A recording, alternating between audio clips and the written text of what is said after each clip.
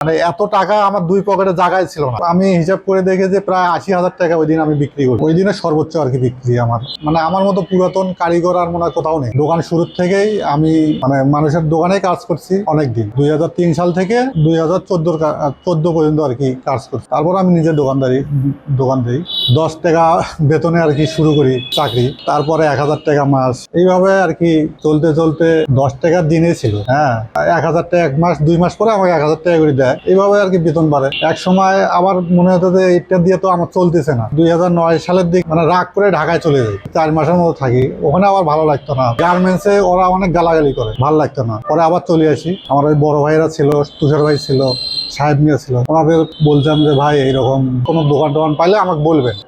ওই মুগ্ধ স্টুডিও ছিল তখন, ওই দোকানটা ছাড়বে আর কি। ২০১৪ সালে ওই দোকান ছাড়ে। ওই দিন আমার বড় মেয়ের জন্মগ্রহণ হয় আর কি। আমাকে সাহেব ভাই আমাকে চাবিটা দেয়। পরের দিন থেকে আমি দোকানের কাজ শুরু করে দিই। তো আস্তে আস্তে ব্যবসা এখন দাঁড় করাই। তো ওই প্রথম অর্ডার আমাকে দেয় হচ্ছে শহীদুল নাজির ছিল তখন ডিসি অফিসে। ওই দিন কমিশনার স্যার আসবে, অর্ডার দেয় ভিআইপি তোরা দিতে হবে 3টা। ওই দিন আর কি আমার প্রথম অর্ডার হয়। আমি খুব খুশি। আমি ওই দিন ঘুম পারিনি, আমি ভোরবেলায় আসছি, যেহেতু অফিসের অর্ডার 9টার মধ্যেই দিতে হবে। সেই অর্ডারটা কি দিতে পারবো যা, এই ধরনের একটা মনের ভিতরে যে যদি আবার ঘুমাই যায়, যদি দেরি হয় তখন তো আমার সমস্যা হবে। তখন আমি ওই মানে যখন আজান দেয় তখনই দোকানে আসি। ভোরবেলা যখন আজান দেয় তখনই আমি ভোরবেলা এসে ওই অর্ডারের মালগুলো তৈরি করে দিই। আসলে ফুলের ব্যবসাটা 100 ছিল দোকানদারদের জন্য, কিন্তু এখন প্রেক্ষাপটে অনেক লাভের থেকে এখন ক্ষতির সম্মুখীন হচ্ছে। ফুল চাষ করে এরা পঞ্জিকা দেখে, তারপর অকেশন গুলা দেখে ফুলের রেট বাড়ায় দেয়। এখন দেখা যায় যে 3 টাকার গোলাপ 5 টাকা 6 টাকা ধরে কেনা, কিন্তু সেটা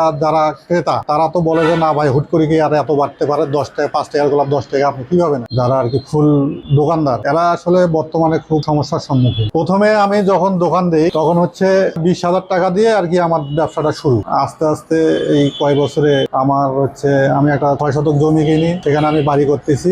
আর তারপর হচ্ছে ক্যামেরা আছে, ভিডিও ক্যামেরা, মোটর সাইকেল কিনছি। এই ব্যবসাতে কষ্ট মষ্ট করে কিনছি। তারপর ডেকোরেটরের ব্যবসাতে প্রায় 5-7 লাখ টাকা দোকান পড়ছে। সব থেকে বড় অর্ডার হচ্ছে 21শে ফেব্রুয়ারিতে একবার, মানে এত বিক্রি করছিলাম আমার দুই পকেটে কোনো জায়গায় ছিল না টাকাতে। মানে এত ভালো ব্যবসা হয়েছিল সেইবার, মানে ওই রকম ব্যবসা আমি আর জীবনেও দেখিনি। মানে এত টাকা আমার দুই পকেটে জায়গায় ছিল না, এত টাকা আর কি ওই দিন। মানে অনেক পরে আমি হিসাব করে দেখে যে প্রায় ৮০,০০০ টাকা ওই দিন আমি বিক্রি করি। ওই দিনে সর্বোচ্চ আর কি বিক্রি আমার মানে ইয়াতে। আর যেদিন হচ্ছে পদ্মা সেতু উদ্বোধন হয় সেদিন শুধু বেলুনের কাজ করছিলাম। ওই দিনে প্রফিট আমার প্রায় ৭০,০০০ টাকা করে সব মিলে। দিবসগুলোতে ব্যবসা ভালোই তো বললাম যে এখন আর হচ্ছে না। আসলে ওইভাবে আমরা বেনিফিট করতে পারতেছি না। এটা শুধু বেনিফিট হচ্ছে যারা চাষ করতেছে আর যারা পাইকার যারা কিনে পাঠায় এরাই বেনিফিট করতেছে। দেখা যায় যে 21শে ফেব্রুয়ারি অনেক ফুল নামাইছে আগের ইয়েতে, যে আগের মতোই যাবে ফুল। দোকানও বেশি হয়েছে আর ওইভাবে বিক্রিও হয় না। এই জন্য দেখা যায় যে আমরা যদি 10,000 টাকার ফুল নামাই বা 20,000 টাকার ফুল নামাইছি, ওইটা কোনো রকম গায়ে শোধ হয়ে আর নষ্ট হয়ে যায়। প্রায় ফুল আসে যশোর থেকে, রংপুর থেকে, আর এদিকে পলাশবাড়িতে আছে কিছু বাগান, এখান থেকেও আসে। অকেশনের সময় আমরা যশোর থেকে নিয়ে আসতে হয়। এইখানকার যেটা উৎপাদন হয় সেটা দিয়ে আমাদের আর কি তারা চাহিদা মেটাতে পারেন। ফুলের ব্যবসাটা রাখতেই হবে আমাদের, যেহেতু আমরা ছোট থেকে আমার ফুলের ব্যবসার সাথে আমি জড়িত। কষ্ট হলেও রাখতে হবে। ফুলের সাথে আমি এখন ডেকোরেটরের ব্যবসাটা ঢুকাইছি।